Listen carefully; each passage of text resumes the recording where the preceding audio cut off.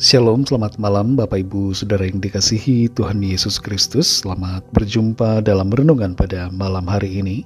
Doa dan harapan saya saudara semua ada dalam keadaan yang baik, sehat, penuh sukacita, dan selalu berlimpah berkat Tuhan. Sebelum kita mendengarkan renungan firman Tuhan, mari kita berdoa. Bapa, dalam nama Tuhan Yesus Kristus, Bapa yang baik, Allah kami yang hidup dan berkuasa, kami bersyukur untuk penyertaan Tuhan di sepanjang hari ini. Tuhan sudah menolong kami dalam segala tugas dan tanggung jawab kami. Kembali pada malam ini kami rindu diperlengkapi dengan kebenaran firman-Mu. Urapi kami Tuhan, jadikan hati kami seperti tanah yang subur, yang siap menerima firman-Mu dengan penuh sukacita dan kerelaan untuk melakukannya. Dalam nama Tuhan Yesus kami berdoa. Haleluya. Amin. Saudara yang dikasihi Tuhan, ayat renungan kita pada saat ini terdapat dalam 2 Samuel 17 ayat yang ke-20. Tertulis demikian. Sampailah orang-orang Absalom kepada perempuan itu di rumahnya, lalu bertanya, "Di manakah Ahimaas dan Yonatan?" Jawab perempuan itu kepada mereka, "Mereka telah menyeberangi sungai itu." Kemudian mereka mencari, tetapi tidak mendapatnya.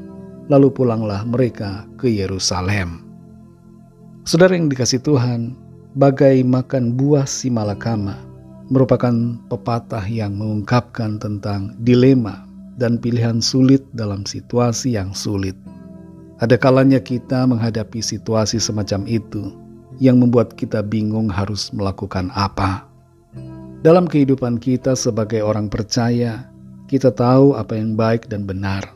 Dan kita jelas harus melakukan yang baik dan yang benar, bukan yang tidak baik dan yang tidak benar. Dalam hal soal berkata jujur, kita senantiasa harus berkata yang jujur, tidak berdusta. Tapi terkadang ada situasi yang sangat-sangat sulit dan dilematis yang membuat kita sulit untuk mengatakan yang sebenarnya. Ketika kita menghadapi keadaan semacam itu, ada prinsip yang perlu kita pegang, yaitu memilih yang terbaik di antara dua pilihan yang buruk. Kalau pilihannya adalah antara baik dan buruk, jelas kita harus memilih yang baik. Tapi kalau pilihannya dua-duanya buruk dan harus kita pilih, inilah yang menimbulkan dilema, dan kita perlu memilih yang terbaik di antara dua pilihan tersebut.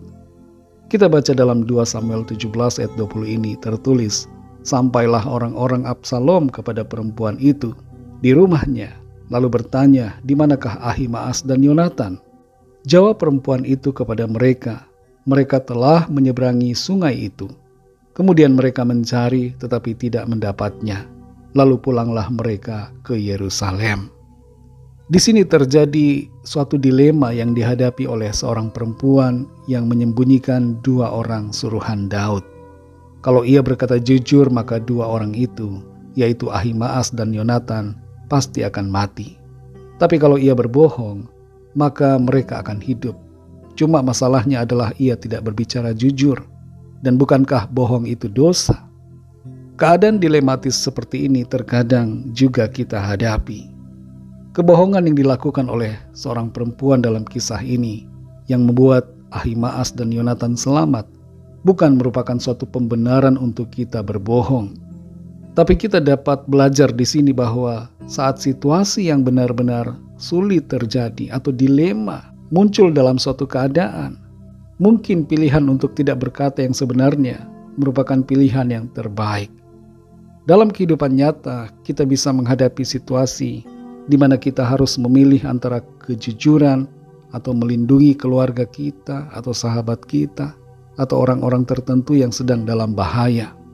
Seperti misalnya saat zaman Nazi Jerman, beberapa orang menyembunyikan orang-orang Yahudi di rumahnya dan berbohong kepada tentara Nazi soal keberadaan mereka. Namun hal ini menimbulkan pertanyaan moral yang serius. Apakah kita boleh berbohong demi kebaikan?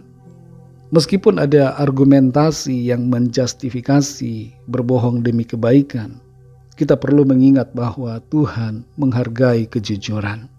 Dalam banyak kasus, mungkin ada cara untuk melindungi orang lain atau menghindari masalah tanpa harus berbohong. Terkadang kita bisa berkata no comment, atau tidak mau berkomentar, atau berdiam diri agar tidak mengatakan kebohongan.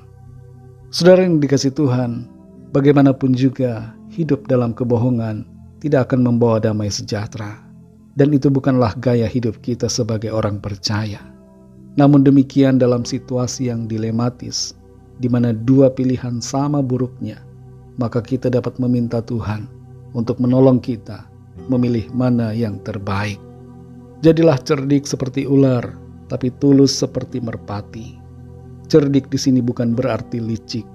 Cerdik juga bukan berarti menjadi pembohong, tapi pakai hikmat supaya dalam keadaan yang penuh dilema, kita dapat mengerti dan mengambil sikap yang terbaik.